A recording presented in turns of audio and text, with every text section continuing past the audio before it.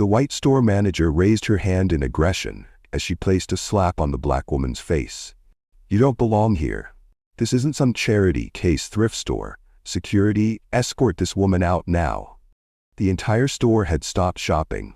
Every eye was locked on this devastating confrontation. The woman being yelled at, Diana Williams, stood with incredible composure despite the public humiliation. She didn't cry out, she didn't even look surprised. Instead, she calmly wiped her cheek with the back of her hand and did something that sent chills down Brittany's spine. She smiled. Not a pained smile, not a shocked smile, but a knowing, almost amused smile that said she knew something Brittany didn't. But then something happened that nobody saw coming when the woman who was slapped revealed who she really was. If you believe everyone deserves respect, no matter their skin color, hit that subscribe button, type respect, and tell us where you're watching from in the comments. To understand how we got to this explosive moment, we need to go back 8 hours earlier when Diana Williams first walked through those doors.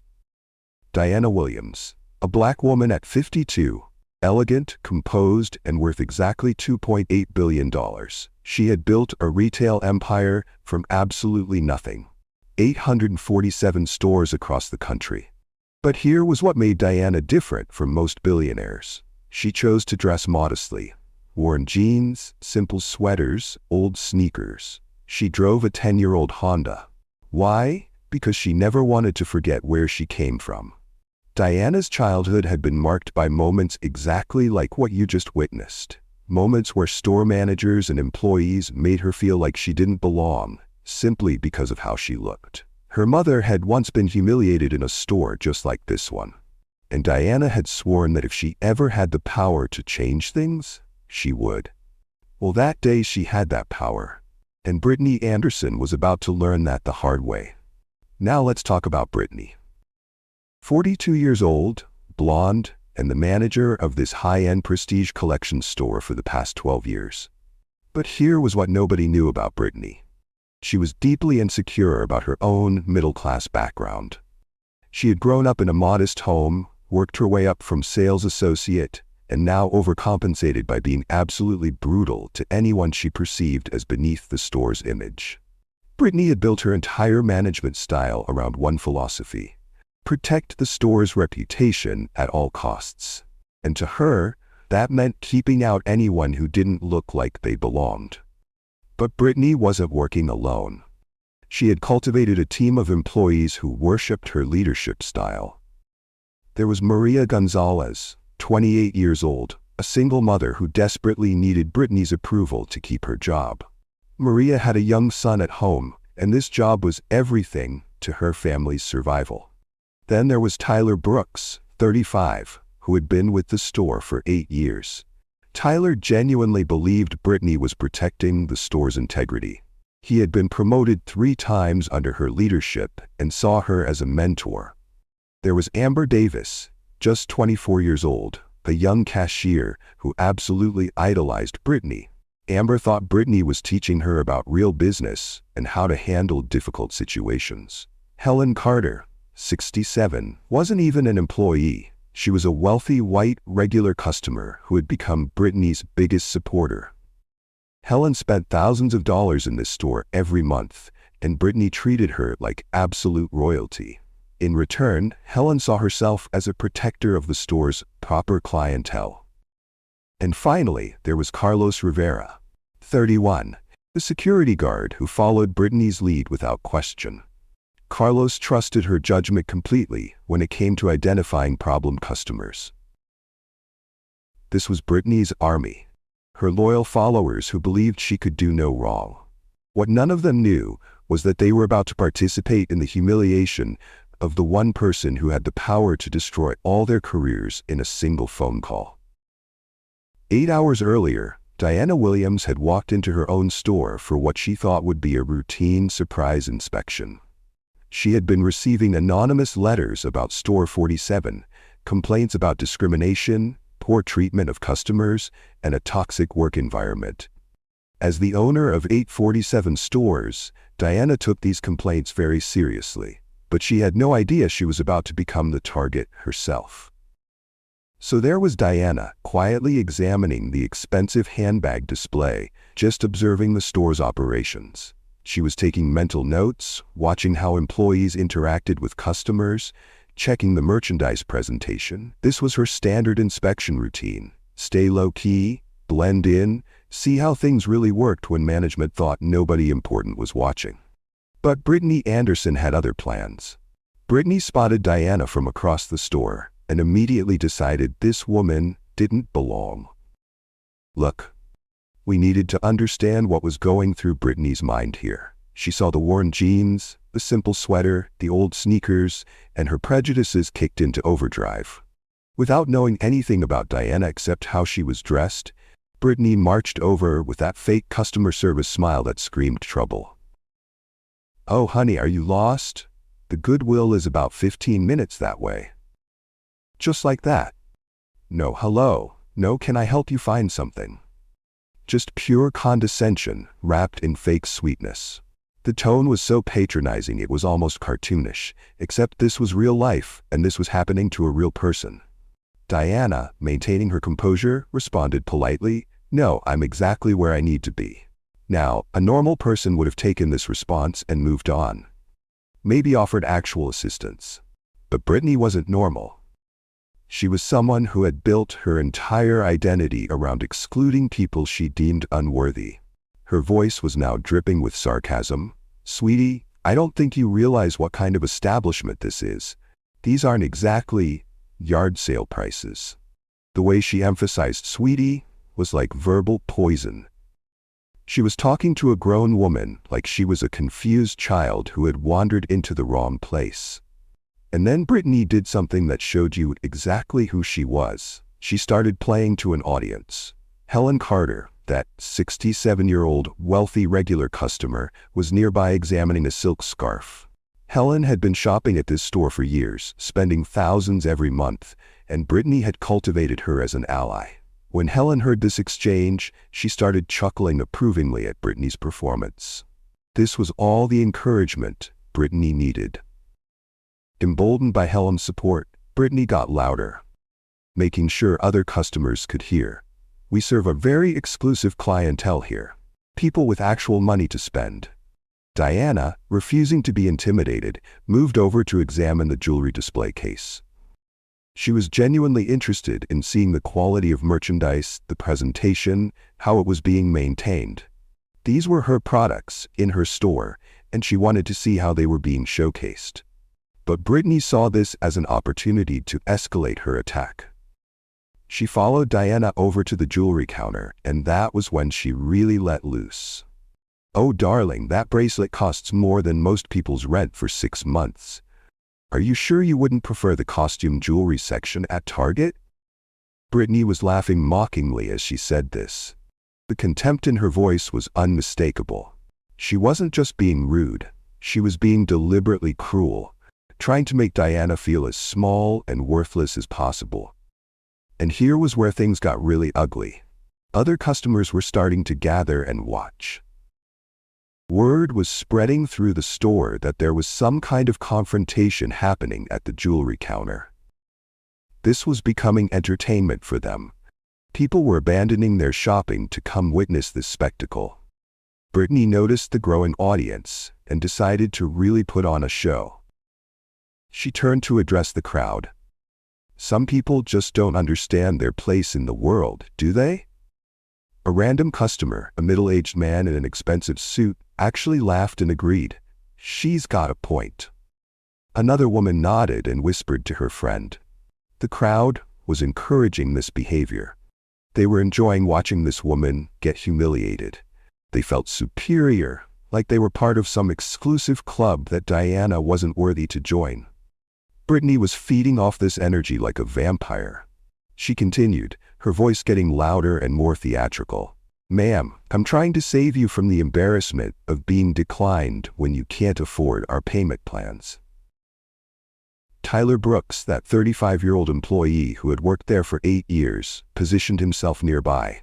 He wasn't saying anything yet, but his body language made it clear he was supporting Brittany. In his mind, she was protecting the store's reputation. He had bought into her philosophy completely. Maria Gonzalez, the 28-year-old single mother, was watching from behind the cashier counter. Her hands were shaking slightly.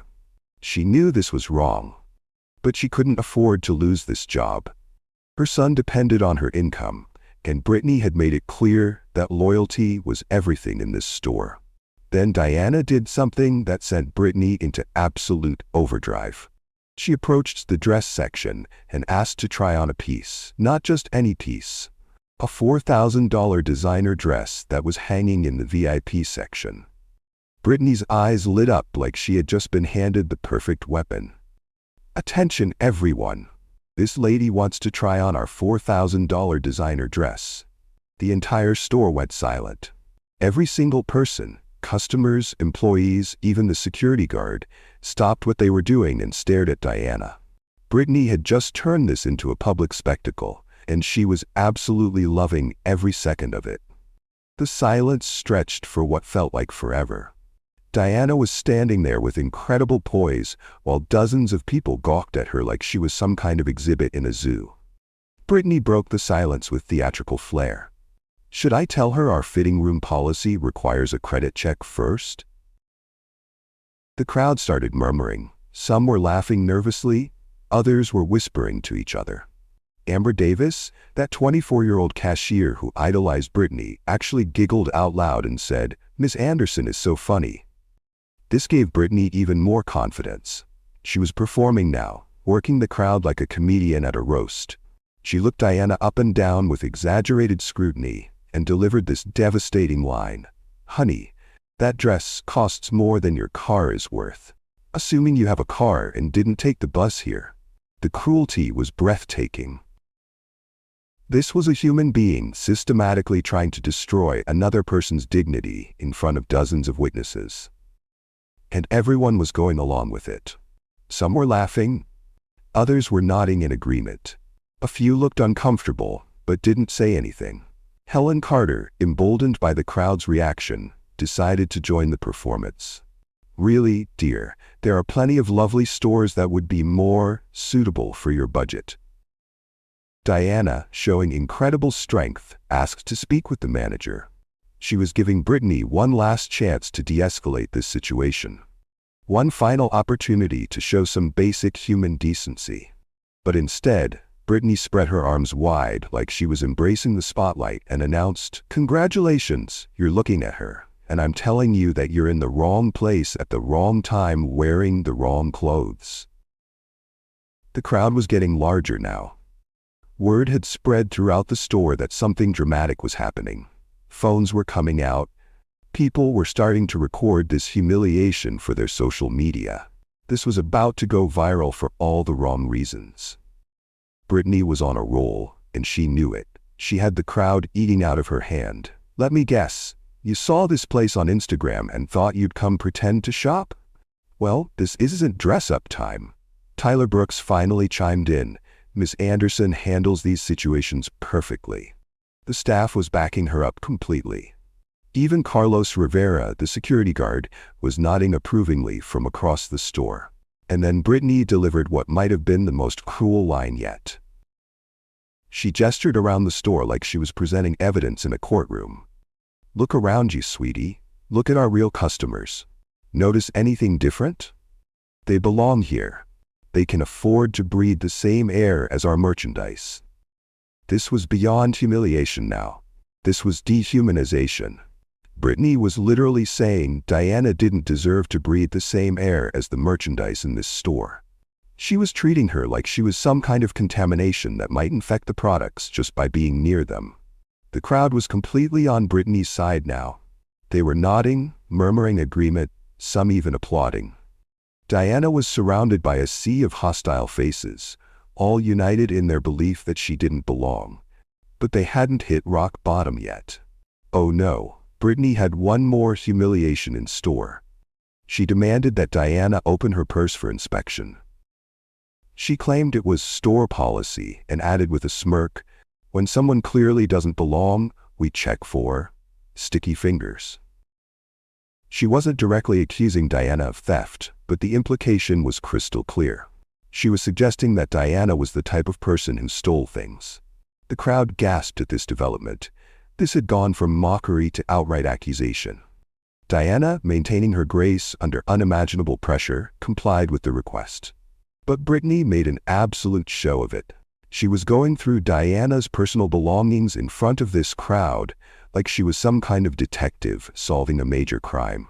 "Let's see what we have here," Brittany announced as she rummaged through the purse. Keys, tissues, and what's this?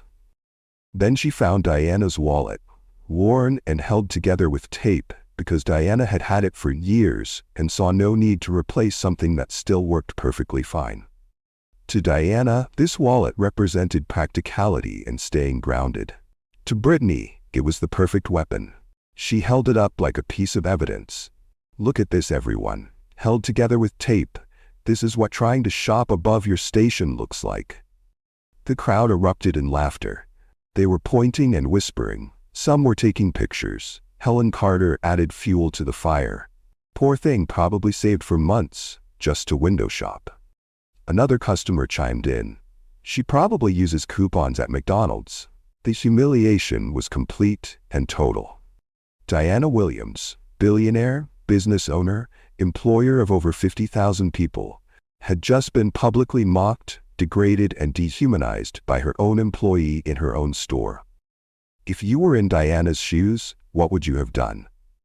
Tell us in the comments and hit the subscribe button if you're enjoying the story. Brittany delivered her final blow with the confidence of someone who believed she had completely won. "Ma'am, I'm going to do you a favor and save you from further embarrassment. There's a nice little discount store down the street where you might actually find something in your price range." The crowd murmured approval. Maria whispered to Amber, "She's so good at protecting our image." Even some employees from other departments had gathered to watch. They were all nodding along, convinced that Brittany had just masterfully handled a problem customer. But here was what none of them knew. Here was the detail that was about to change everything. Diana had been quietly recording this entire interaction on her phone. Every insult, every cruel laugh, every moment of this systematic dehumanization had been captured in high-definition video with crystal-clear audio. She had got Brittany's condescending comments about goodwill. She had got the jewelry counter humiliation. She had got the announcement to the entire store. She had got the wallet shaming. She had got the crowd's participation in her degradation. All of it. Every single second. And Diana Williams hadn't built a $3 billion empire by backing down from bullies. She had built it by being smarter, more strategic, and more patient than anyone else in the room. The people in this store thought they had just witnessed a victory. They thought they had seen a manager successfully protect their precious shopping experience from an undesirable intruder. What they had actually witnessed was the beginning of the end for everyone who had participated in this cruelty. They just didn't know it yet. "The thrift store on 5th Street is having a sale," called out another customer. "I think there's a consignment shop that might be more her speed." "What about garage sales? Those are probably more in her budget." "Has anyone mentioned the clearance rack at Target?" The suggestions kept coming, each one more degrading than the last. These people were getting genuine enjoyment from publicly humiliating another human being. They were treating this like entertainment, like some kind of twisted game show where the prize was making someone feel worthless. And here was what was particularly sickening. These weren't teenagers or people who didn't know better. These were adults. These were people with money, education, and social standing. These were people who probably went to charity galas and talked about helping the less fortunate. But when given the opportunity to show basic human decency, they chose cruelty instead. Brittany was absolutely loving this. She was laughing and clapping her hands like she was hosting a party. "See, our customers are so helpful. They know quality when they see it, and they know when they don't." The crowd erupted in laughter and applause. They were feeding off each other's cruelty, each person trying to top the last suggestion. It was like a competition to see who could be the most degrading, the most dismissive, the most cruel.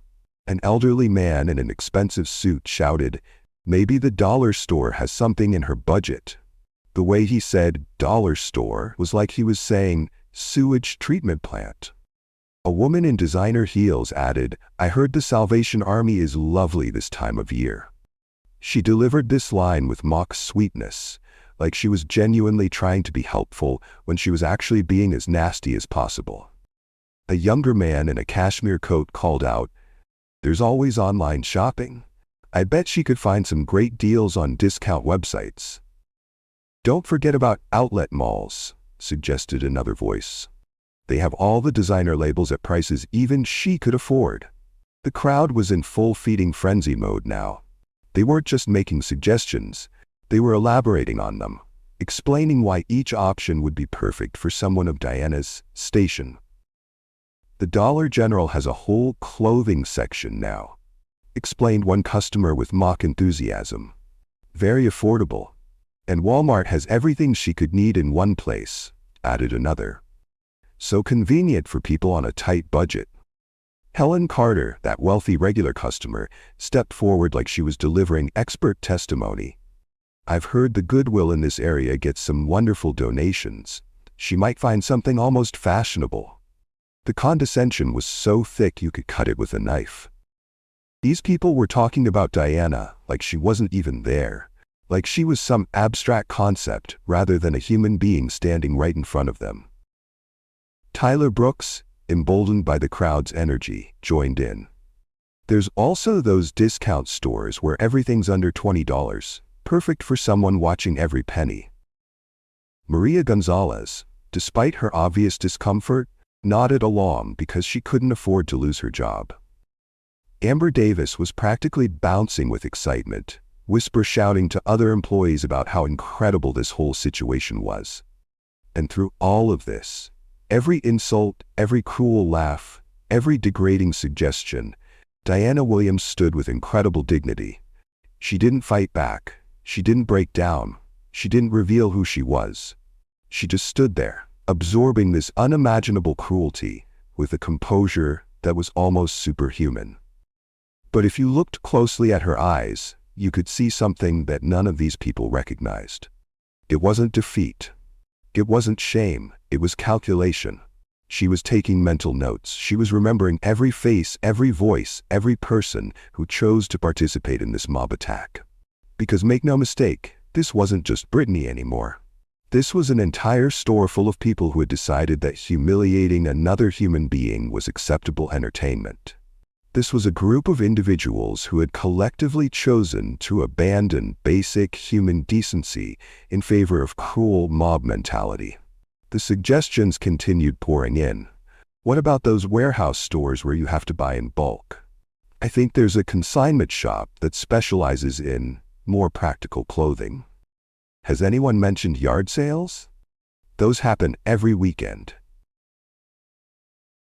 There are some lovely discount chains that cater to budget-conscious shoppers."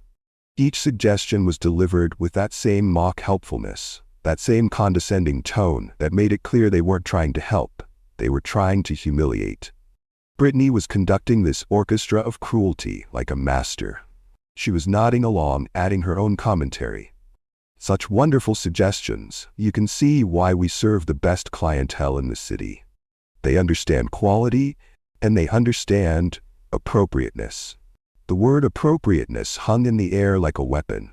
She was essentially saying that Diana's very presence was inappropriate, that her existence in this space was somehow offensive to decent people. But Brittany wasn't finished. Oh no, she was building to something bigger. She was preparing for her grand finale, her piece de resistance of cruelty. You could see it in her eyes. She had something special planned. Something that would cap off this performance in a way that would be remembered by everyone present. She raised her hand for silence like she was about to deliver a speech. The crowd immediately quieted down, eager to hear what she was going to say next.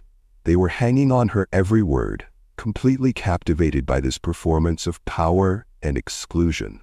The silence stretched for a moment as Brittany savored the attention. She looked around the crowd, making eye contact with her supporters, building the dramatic tension. This was her moment, and she was going to milk it for everything it was worth. And then Brittany delivered what might have been the most devastating verbal assault you had ever heard. "Honey, let me paint you a picture. Let me help you understand the reality of where you are and what you're asking for." Her voice had taken on the tone of a teacher, explaining something to a very slow student. The condescension was so thick it was almost visible. "See that dress you wanted to try? That beautiful piece hanging right there? That's someone's mortgage payment. Not a month's mortgage payment. That's what some people pay for their entire house for several months." The crowd was nodding along, completely absorbed in Brittany's speech. She was painting Diana as someone so far beneath their level that the very idea of her shopping there was absurd. "That handbag you were looking at? The one you thought you might examine? That's a car payment. Not just any car payment. That's a luxury car payment. That's what successful people spend on transportation in a single month." Brittany gestured toward the shoe display. "Those shoes in the display case? That elegant pair you glanced at? That's a month of groceries for a family of 4. That's what working families spend to feed themselves for 30 days. She paused for dramatic effect, letting these comparisons sink in. The crowd was eating this up, nodding vigorously, some murmuring agreement.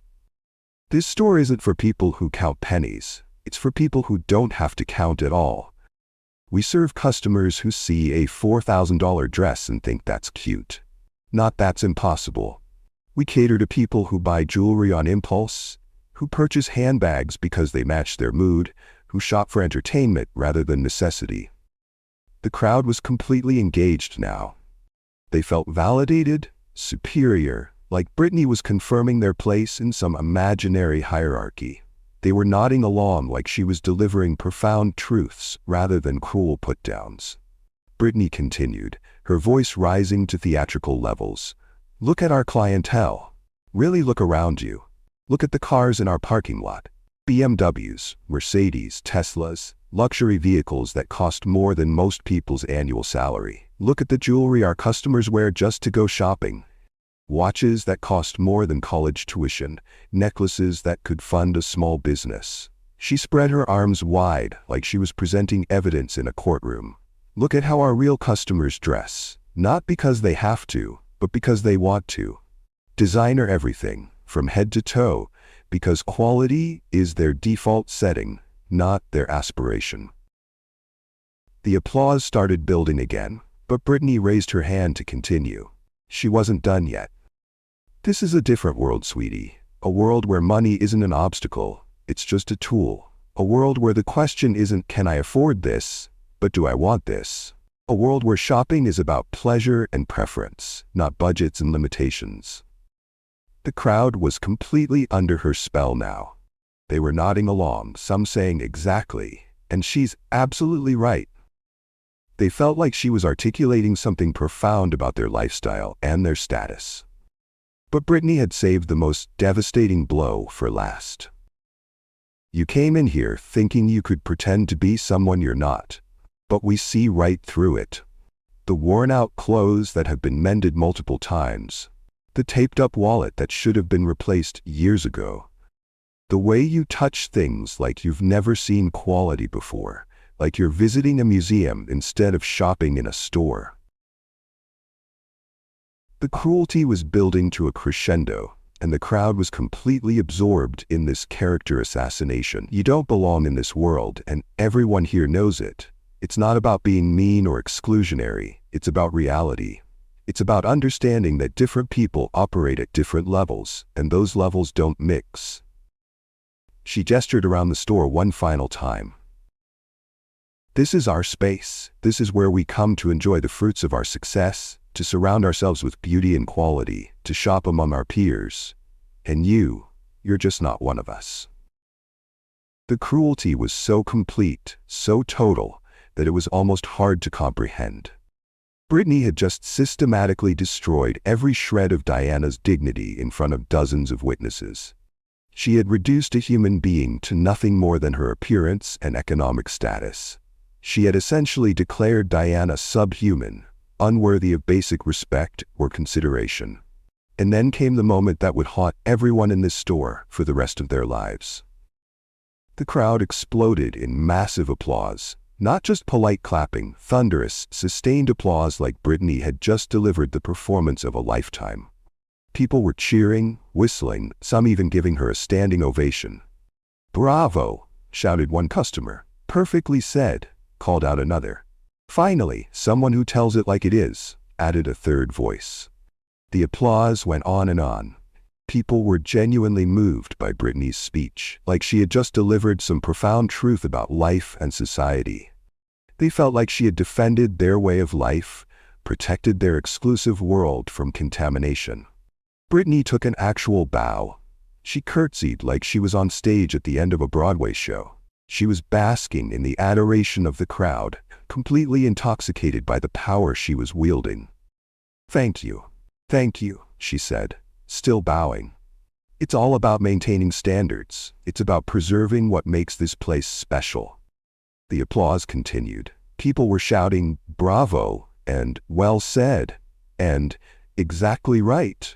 One customer actually started a slow clap that built into another round of thunderous applause. Helen Carter was practically glowing with satisfaction. She felt like she had witnessed something historic, like Brittany had just delivered a masterclass in proper social boundaries. Tyler Brooks was applauding enthusiastically, convinced that he had just seen perfect management in action. Maria Gonzalez was clapping along, though her heart clearly wasn't in it. Amber Davis was cheering like she was at a rock concert. Even customers who hadn't initially been involved in the confrontation had joined the applause. The entire store had united in celebrating this moment of exclusion and cruelty. Diane tried speaking when Brittany's hand came up fast, connecting with her cheek in a sharp crack that echoed through the pressurized store like a gunshot. The slap was so sudden, so shocking, so completely unprofessional that for a moment, the entire store seemed to freeze in time. Stunned silence filled the store. Not the quiet of people trying not to eavesdrop, but the absolute silence of people witnessing something so outrageous that their brains needed a moment to process what they had just seen. Brittany stood there, her hand still raised, breathing heavily, her face flushed with the adrenaline of someone who had just committed career suicide without realizing it. She thought she had just put an uppity customer in her place. She looked directly at Diana with the most condescending smile imaginable, like she was looking at a child who finally understood why they couldn't have what they wanted. "Now, security will escort you out so our real customers can shop in peace." Carlos Rivera stepped forward, ready to physically remove Diana from the premises. The crowd parted to create a path of shame toward the exit. They were all watching, waiting to see Diana's final humiliation as she was marched out like a criminal. Some were holding up their phones, ready to record this final moment of triumph. Others were whispering to each other about how perfectly this situation had been handled. A few were already planning to tell this story to their friends, about the day they witnessed the perfect example of how to maintain standards. This was the moment. This was when a billionaire business owner was about to be physically escorted out of her own store by her own security guard, while her own customers and employees cheered and applauded. The irony was so complete, so perfect, that it almost seemed fictional. But this was real life. And these were real people who had chosen cruelty over kindness, exclusion over inclusion, mob mentality over individual conscience. But something was about to happen that none of these people saw coming. Something that would turn this moment of triumph into the beginning of their worst nightmare. Because Diana Williams had been recording everything. Every insult, every cruel suggestion, every moment of applause, every second of this systematic dehumanization had been captured in high-definition video with crystal-clear audio. And she was about to make a phone call that would change every single life in this store forever. After being humiliated in front of dozens of people, Diana Williams did something that nobody expected. Instead of running away in shame were breaking down in tears, she calmly walked toward the store exit. But this wasn't defeat. This was strategy. Diana stepped outside into the cool afternoon air. The contrast was immediate, from the toxic atmosphere inside the store to the peaceful quiet of the parking lot. She could still hear the celebration going on inside.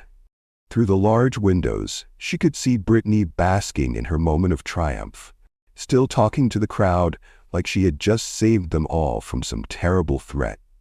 Diana pulled out her phone and dialed a number. Her voice was calm, controlled, completely professional.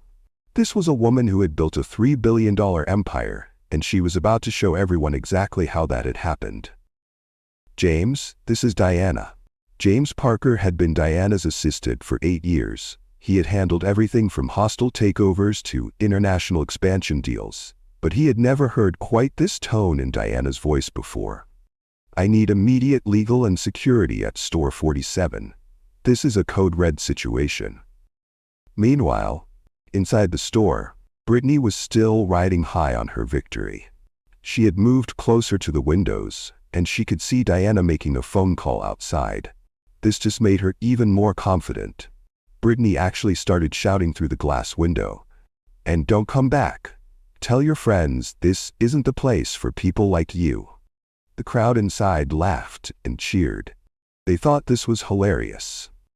They thought Brittany was putting the final nail in the coffin of this unwanted intruder. But Diana continued her conversation with James, her voice never rising, never showing anger. "James, I need you to bring the ownership documents for Store 47. Also bring the security footage from today, all of it. And James, bring the legal team, all of them." There was a pause as James asked a question they couldn't hear. "No, James, this isn't about a lawsuit. This is about something much bigger. This is about showing people who we really are." Inside the store, Brittany turned back to her adoring crowd. She was absolutely glowing with satisfaction. In her mind, she had just delivered the performance of her career. "Problem solved," she announced to everyone. "Now, who wants champagne to celebrate maintaining our standards?" The crowd erupted in cheers. Helen Carter actually started clapping again. Several customers were genuinely excited about champagne. They felt like they had just participated in something important, something that had preserved their special shopping experience. Brittany walked over to Tyler Brooks. "Tyler, break out the good champagne from the back office, the Dom Perignon. Today calls for a real celebration." Tyler nodded enthusiastically and headed to retrieve the champagne. Maria Gonzalez was setting up glasses behind the counter, though she still looked uncomfortable with everything that had just happened. Amber Davis was practically bouncing with excitement, telling everyone who would listen about how amazing Brittany had handled the situation. "I've never seen anything like it," Amber gushed to a group of customers. "Miss Anderson was so professional, so perfect. She really knows how to protect our store's reputation." The champagne came out, and Brittany actually started making toasts. "To maintaining excellence," she declared, raising her glass. "To protecting what makes this place special." The crowd toasted along with her. They were all feeling like they were part of something exclusive, something important. They had defended their territory and their lifestyle against an unwanted invasion. But outside, Diana was finishing a very different kind of conversation. "How long until you get here, James?" Another pause. "Good. And James? Make sure the entire board of directors knows what happened here today. This is going to change everything." Diana ended the call and looked back at the store. Through the windows, she could see the champagne celebration continuing. She could see Brittany laughing and gesturing, probably telling the story again to anyone who would listen. She could see the customers who had participated in her humiliation now toasting their victory. What none of them knew was that in exactly 15 minutes, their entire world was about to collapse. Diana didn't go back inside. She stood in the parking lot, watching and waiting. She was taking mental notes of everyone who was participating in the celebration. Every face, every person who had chosen cruelty over kindness, exclusion over inclusion. At exactly 3:47 p.m., 3 black SUVs pulled into the parking lot. They weren't flashy or dramatic. They were the kind of vehicles that serious business people used when they needed to handle serious business. The doors opened, and out stepped some of the most powerful people in the retail industry. Rachel Stone, the Director of Human Resources for Prestige Collections, Michael Torres, the Head of Legal, Sarah Chen, the Chief Operating Officer, David Kim, the Security Director, and behind them, a team of lawyers, investigators, and corporate executives. This wasn't just a business meeting. This was a full corporate response team. Inside the store, people started noticing the vehicles. At first, they were curious but not concerned. Wealthy customers often arrived in expensive cars and entourages. But then the team started walking toward the store entrance, and something about their body language suggested this wasn't a shopping trip. Brittany saw them coming, and her first thought was that they must have been very important customers. Maybe they were there because word had spread about how well she had handled the difficult situation earlier. Maybe they wanted to congratulate her, or even offer her a promotion. As the team entered the store, Brittany put on her biggest, most professional smile and walked over to greet them. "Perfect timing," she said with confidence. "I just handled a difficult situation beautifully. You probably saw that woman outside. She was completely inappropriate for our clientele, but I managed the situation with complete professionalism." Rachel Stone, a serious woman in her 50s with 20 years of corporate experience, looked around the store. She could see the champagne glasses, the celebration atmosphere, the self-satisfied expressions on everyone's faces. "Miss Anderson, I presume?" Rachel said in a tone that was all business. "Yes, Brittany Anderson, store manager for 12 years. I've built an incredible team here, and we really know how to maintain our standards.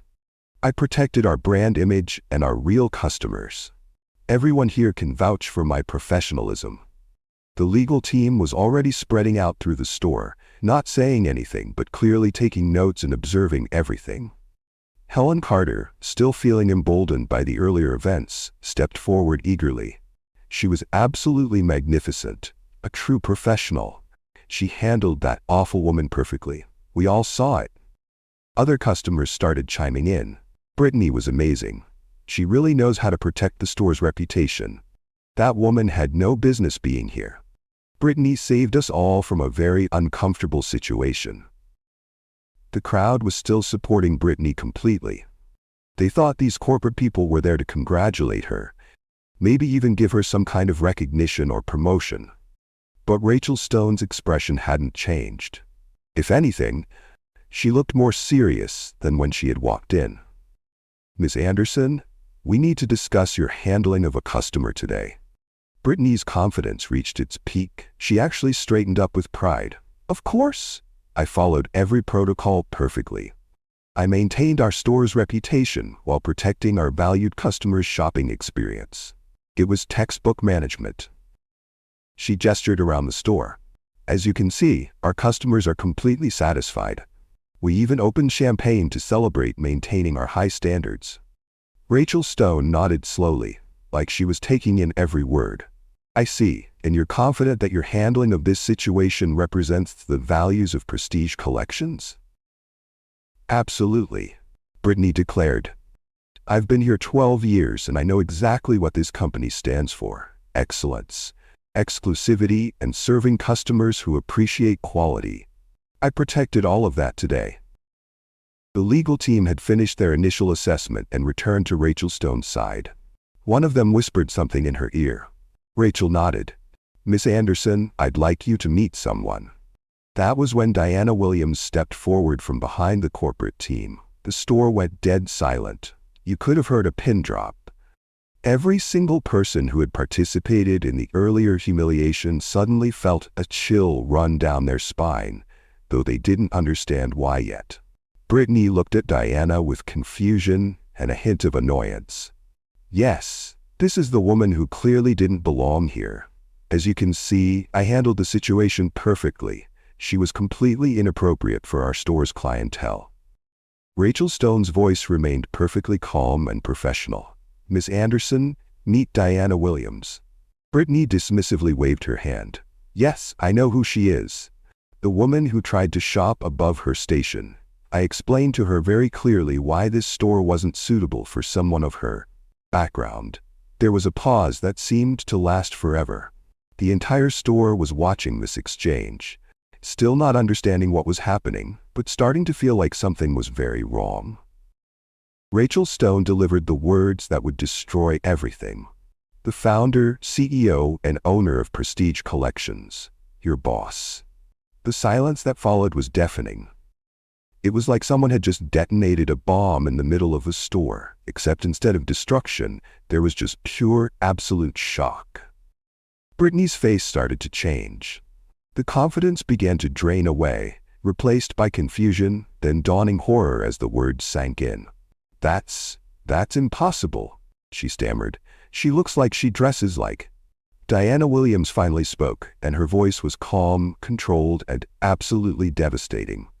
Like what, Brittany? Someone who doesn't deserve basic human respect? If this story was blowing your mind so far, you needed to hit that subscribe button, because what happened next was going to change everything you thought you knew about justice and consequences. The realization hit the crowd like a tsunami. One by one, faces changed from confidence to confusion to absolute horror as they understood what they had done.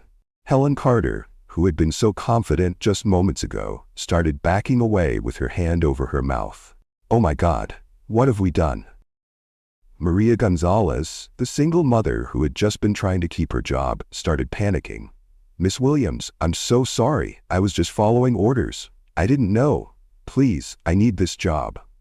Amber Davis, the young cashier who had thought Brittany was so amazing, started crying. I didn't know. She told us she said you didn't belong. I'm so sorry.